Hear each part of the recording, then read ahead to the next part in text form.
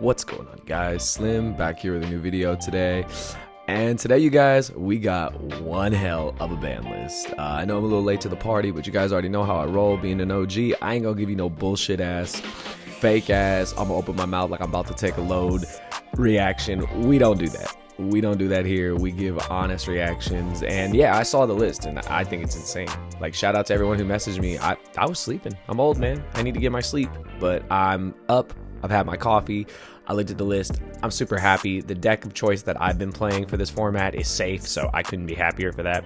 I have a regional actually tomorrow, so if you guys are in LA, Los Angeles, come through. I'll be there at the regional tomorrow. Definitely want to see you guys. But I'm here today to actually talk about the list because I think this was insane. We thought for sure at the end of Worlds, we're going to get a list announcement. It's going to be a big extravaganza. Nope. They just dropped it when they dropped it, and I kind of like that. I kind of like that you just wake up and you're like, oh shit, it's 9 o'clock PST over here in Cali, and it's like, oh my god, they dropped the list. And yeah, that's exactly what happened. So I'm all about it. I'm going to go over it, give it more of like a kind of like a rundown, and also just kind of analyze what it means for the format. I think they fixed a lot of things, and you guys can already tell from the Forbidden, yeah, they finally cleaned house on things that needed to be done. But let's get into it. Be sure to smash that like button. You guys already know what to do. Follow all my links down below, especially my eBay. I'm going to be updating my eBay and sharing it in the community tab. I got a lot of stuff on there that I'm going to be updating and throwing on there, so definitely come check it out if you're trying to get some Yu-Gi-Oh merch at a good price, and I'm always open to negotiating as well. But anyways, all that nonsense out of the way, let's get into it. So there were 4 forbidden cards. First one was Moon in the Closed Heaven. Perfect. This had to happen. This should have happened a while ago. I say that because we all know Moon was the reason why Fiendsmith was playable in everything. Like, 2 monsters, make Moon, Moon goes into Requiem, you do the whole combo. It was crazy. I can't tell you how many decks I played against over the last couple formats that had no business playing Fiendsmith cards, but because Moon existed, they were able to go Fiendsmith combo. Absolutely crazy.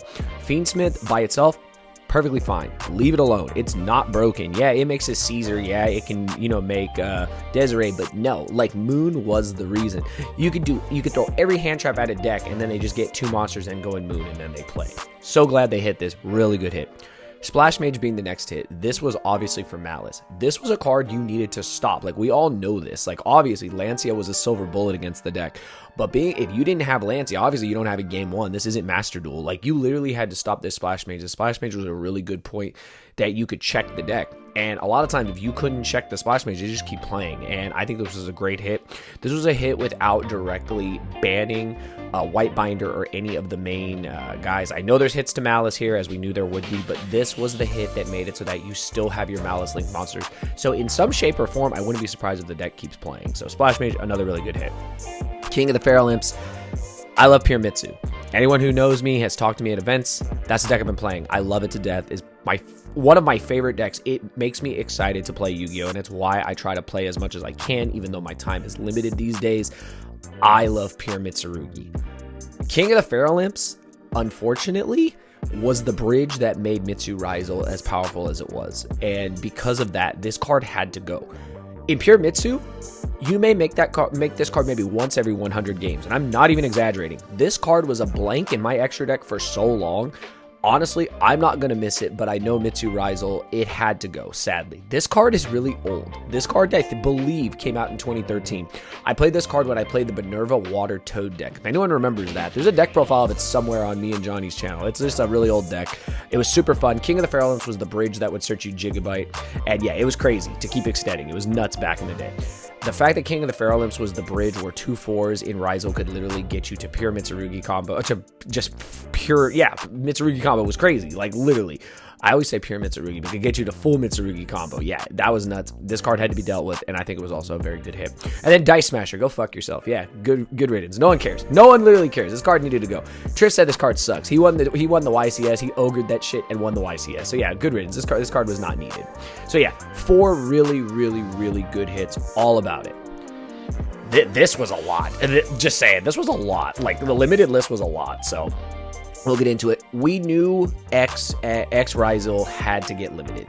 One of the best board breakers in the game. One of the best monsters ever released. it was the best card in Ryzo. It wasn't even close. This card did so much, especially going second. Like, the fact that you could just send Aggregator and you could literally just, start to break a board just like that, and it was free, was crazy. Yeah, X had to go to 1. Sadly, it's, going to hurt the consistency of the Ryzo deck. And Ryzo Mitsurugi is not going to be a deck as much as it was. Pure Ryzo might still be a deck. I'm not 100% sure. I was never really a Ryzo player, so I can't really tell you, but we knew this was coming. Now, I know some people are going to say this feels so late. Well, yeah, it does kind of feel late. You will still see the Ryzo, the Mitsurugi Ryzo deck. You would still see it at regionals. You would still see it at YCS. So I think that they just still had to clean this up in some shape or form. Same with Dormouse. This had to go. This was the other hit. So these were the hits that they did for what I call the past decks, even though they're still in the meta, hitting Malice and Ryzo. I think they were good hits. These were what everyone predicted. I didn't even waste my time doing a ban list prediction because honestly, there were just so many cards. You just couldn't call for everything. So it was pretty crazy. Some of this stuff I did not expect though. So Vanquish Soul Razin, did not expect that at all. I did not think they were actually going to hit anything in Vanquish Soul because of Vanquish Soul K9 being so new, but this is actually crazy. So hitting Razin, literally hurting the consistency of the deck is crazy. So it'll be interesting to see how the deck does going forward. I see that they really hit this and Stake Your Soul. Like, the consistency really is going down. Like, that's insane. Like, you have to probably play like a heavier K9 package and stuff if you're still going to play this deck. So definitely didn't see that coming. Fiendsmith Lacrima, the new time rules are amazing. I'm gonna just come out and say it. I didn't make a video on it because, again, I don't feel like doing a bunch of clickbaity shit. I played a regional in Vegas last weekend with the new time rules. I absolutely loved it. 10 out of 10, 11 out of 10. 50 minutes feels like an infinite amount of time.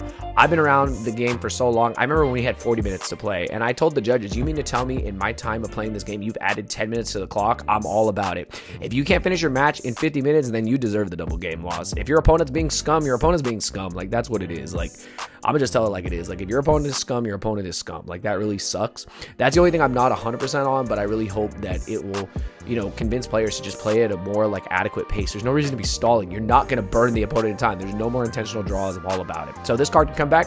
Just 1200, doesn't matter. So this is where it gets interesting. Linkuriboh came back, and I also saw some of the stuff that is on the unlimited list, so that's very interesting.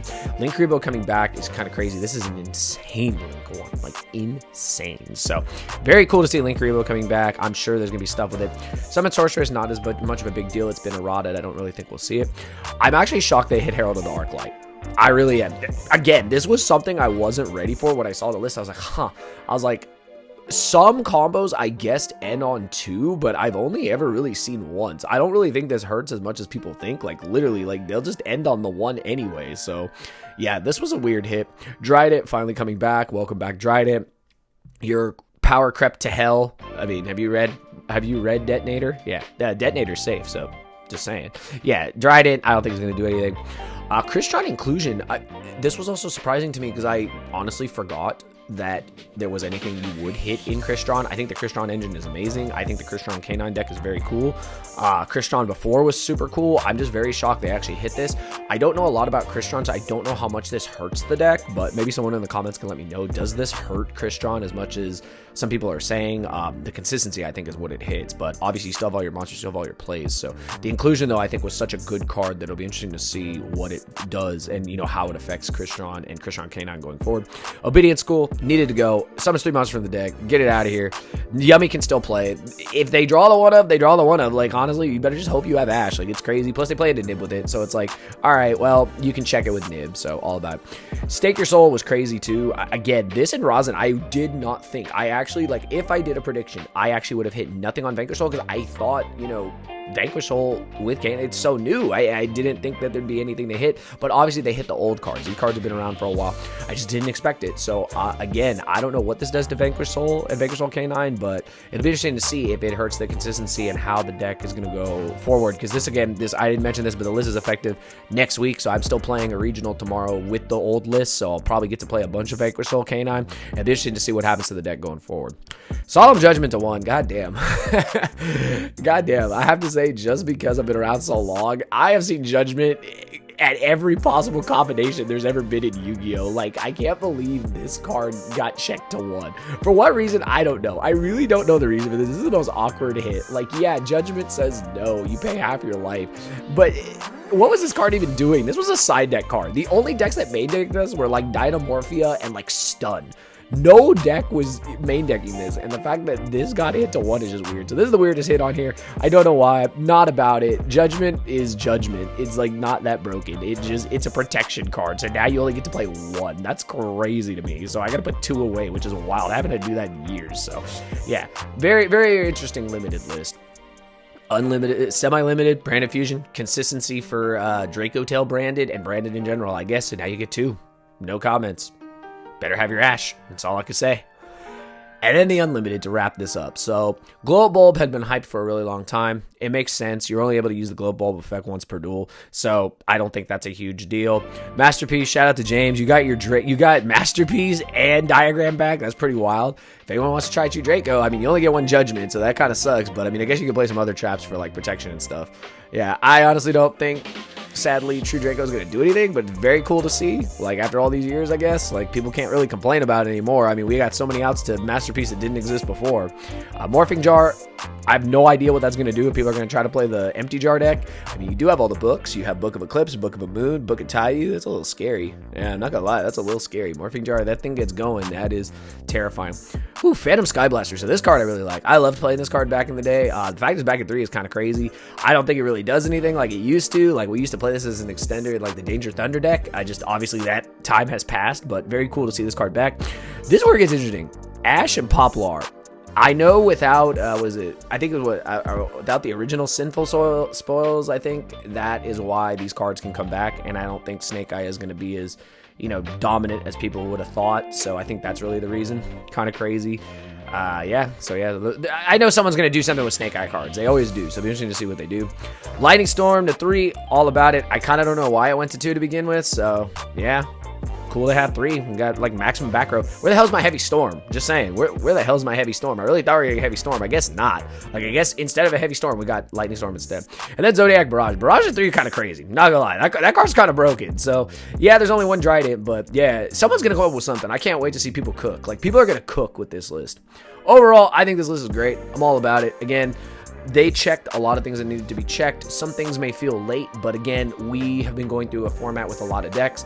Now it'll be interesting to see. There were no hits to Draco Tail. Yummy's hits came in the form of Obedience School, which we already knew was going to happen. It'll be interesting to see what happens. I am a little, again, taken back by the hits to Vanquish Soul, so it'll be interesting to see. Maybe K9 really is what they're trying to push, so that does make sense to me. Yeah, and there's no more bridging with Fiendsmith or any more bridging with King of the Pharaoh Imps for Mitsurugi Rizal. So yeah, I think Konami did their thing. I have no complaints. Again, new rules are great. If you play enough events, you'll understand why they're great. It'll be interesting to see how Anaheim rolls out, but I'll be at Anaheim as well. So yeah, all about it, you guys. Let me know what you guys think in the comment section down below. Do you like the list? Do you hate the list? Do you think they covered a lot?